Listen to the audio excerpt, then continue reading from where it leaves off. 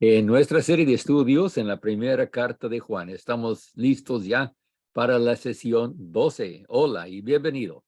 Pensábamos tratar de abarcar hasta el verso 23 del capítulo 2 en este estudio, pero creo que sería mejor dedicarnos solo a los versículos 18 y 19.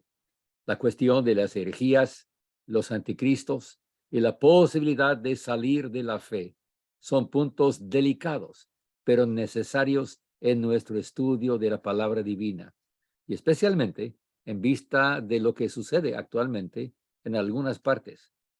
La Biblia es la revelación de Dios, de su mismo carácter y su plan y provisión y propósito para su creación.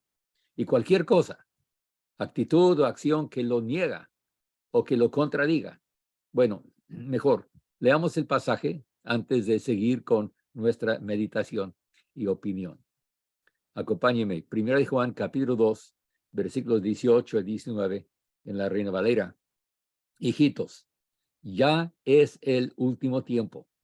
Según vosotros oísteis que el anticristo viene, así ahora han surgido muchos anticristos. Por esto conocemos que es el último tiempo. Salieron de nosotros, pero no eran de nosotros, porque si hubieran sido de nosotros, habrían permanecido con nosotros. Pero salieron para que se manifestara que no todos son de nosotros. Es otra advertencia del apóstol Juan. Hijitos. Hijitos es otro uso del vocablo que describe un niño pequeño. Me salió interesante que esta es la palabra que describía a Jesús, casi recién nacido, en Mateo 2. En todo el capítulo de Mateo aparece el nombre de Jesús una sola vez y el título de Cristo también una sola vez. Pero refiriéndose a Jesús, encontramos la palabra paidion, niño pequeño, no menos de 8 veces. Entonces, aquí en 1 de Juan. Juan lo utiliza como apelativo que cubre todo creyente en peligro, que necesita protegerse como el niño divino recién nacido. ¿De qué protegerse? Del peligro del último tiempo y todo lo que se calificaría como anticristo. El último tiempo, como dice Juan, será una declaración acerca del fin de la época de los judíos y el comienzo de la época de los gentiles.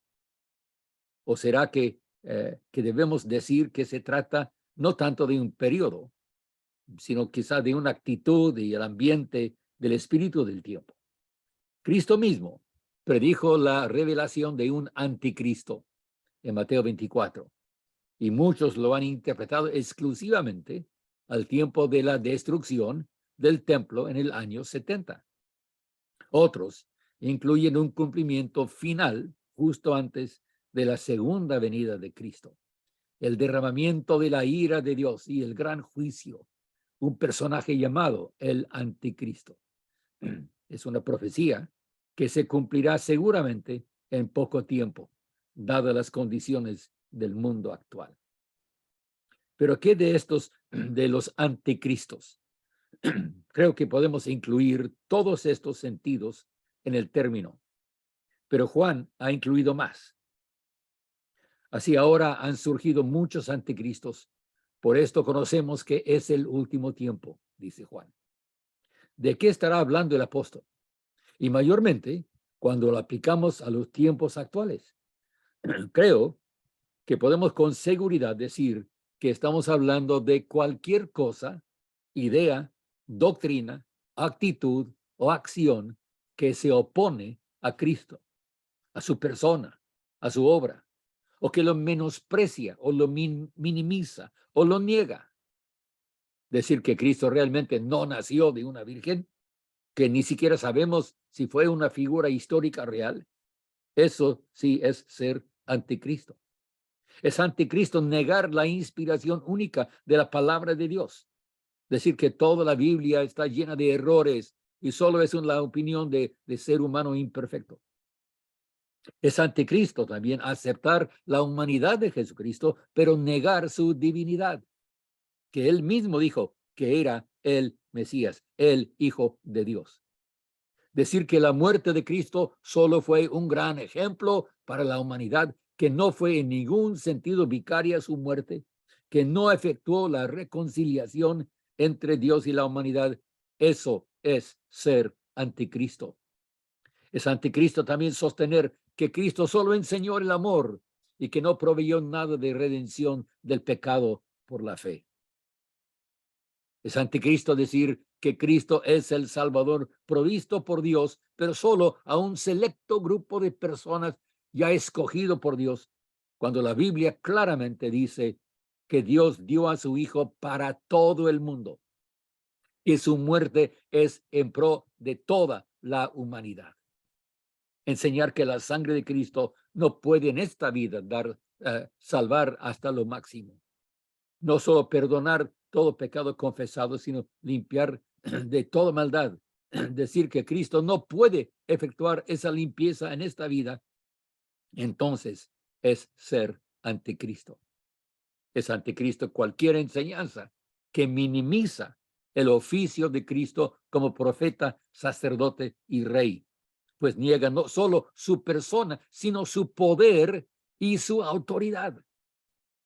Es anticristo sostener que el creyente en Cristo será liberado del pecado solo por la muerte, pues incluye el resultado del pecado como parte de su solución. Pensar que podemos llegar a la santidad, a la perfección, sin la necesidad de la gracia de Dios, eso es también ser anticristo. Es anticristo negar la realidad de una llenura del Espíritu Santo para los creyentes porque Cristo mismo la prometió. Es anticristo negar la realidad de la creación de Dios, del ser humano a su imagen, varón y hembra como los creó. Los creó así, puesto que Cristo mismo es el divino creador del universo, según lo que leemos en Hebreos 1:2. Y en Génesis 1 leemos que Dios vio todo lo que creó y dijo que era bueno en gran manera. Entonces es anticristo mutilar el cuerpo de un niño porque dice que quiere ser niña, cuando Dios lo creó varoncito con la mente y el cuerpo masculino. Es anticristo tratar de sostener que el fin justifica el medio, cuando el medio en sí es malvado. Es anticristo llamar a lo malo bueno y a lo bueno malo, como podemos observar hoy día en mucha de la cultura moderna, incluyendo negar la realidad al decir que solo los sentimientos personales son reales. Reducir la realidad del universo creado por Cristo mismo a los sentimientos personales es entonces una actitud anticristo. Todo esto y mucho más me recuerda de la lista de las cosas que el apóstol Pablo menciona como las obras de la carne: adulterio, fornicación, inmundicia, lujuria, etc. Y termina la lista con y cosas semejantes a estas, en Gálatas 5:21.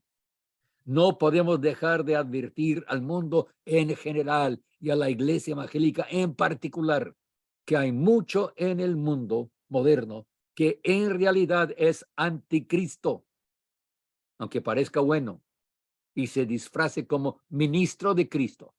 Si no cumple con lo que la Biblia dice y en realidad si no vive lo que predica, entonces es anticristo. No caigamos en ese error, mis hermanos. Dice en el versículo 19, salieron de nosotros, pero no eran de nosotros. Todo esto de las características de ser o actuar en forma anticristo da lugar a la observación de Juan sobre el hecho que no todo el que dice Señor, Señor, heredará el reino de los cielos. No todo el que dice ser cristiano lo es en realidad. Pero también debemos enseñar que este pasaje ni defiende la doctrina una vez en gracia, siempre en gracia, ni la niega. Juan solamente nos dice que muchos de los que pretenden ser creyentes no lo son. Y sí, que sí hay muchos que salen de las iglesias, dizque porque encontraron que todo era una falsedad o que todo era psicología y manipulación de sentimientos. Eso sí es cierto. pero esto no demuestra nada más que sí salieron. Juan dice que si hubieran sido de nosotros, habrían permanecido con nosotros.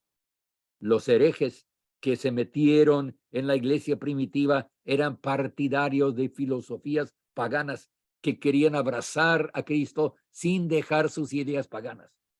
El dualismo, la idea que tanto el mal como el bien son eternos y que la creación es el resultado de esa tensión entre el bien y el mal, que todo ser humano está en camino a ser un Dios, etcétera, etcétera. El enemigo de nuestra alma siempre ha tratado de sembrar la cizaña con la semilla buena del evangelio. Y hoy día es igual. Muchos dicen que si uno deja de creer en Cristo como su Salvador, que eso es una prueba que nunca fue salvo. Y piensan que Juan lo sostiene en este pasaje que estamos viendo ahora.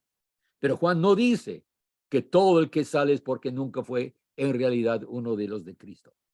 Solamente está diciendo que estos que han entrado en la iglesia primitiva, así eran.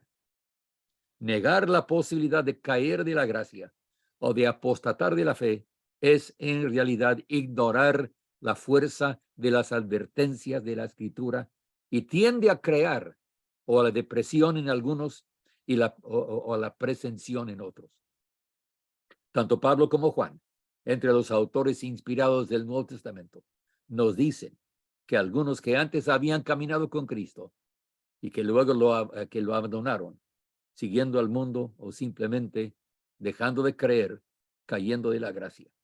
Sostenemos que nadie tiene que caer, que sosteniéndonos de Cristo somos sostenidos, que estando en Él estamos seguros, pero sostenemos que sin Cristo no hay nada de seguridad.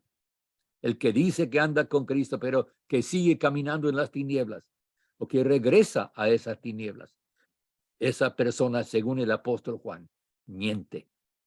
No se puede andar en la luz y en las tinieblas a la vez, como tampoco podemos estar vivos y muertos, honrados y mentirosos, creyentes e incrédulos a la vez.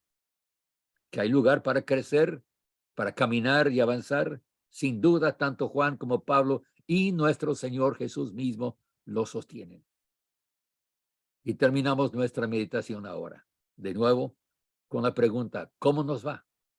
¿Se habrá metido en nosotros alguna actitud ante Cristo? Aún así, incógnito. ¿La palabra haya descubierto algo que debo eliminar de mi pensamiento, acción o actitud? Por la gracia de Dios, sí hay esperanza. Y me despido de nuevo, su hermano en Cristo, Leroy Lindsay, siempre pidiendo que el Espíritu Santo sea nuestro maestro y guía en todo este camino de estudio. Bendiciones, mis amados. Amén.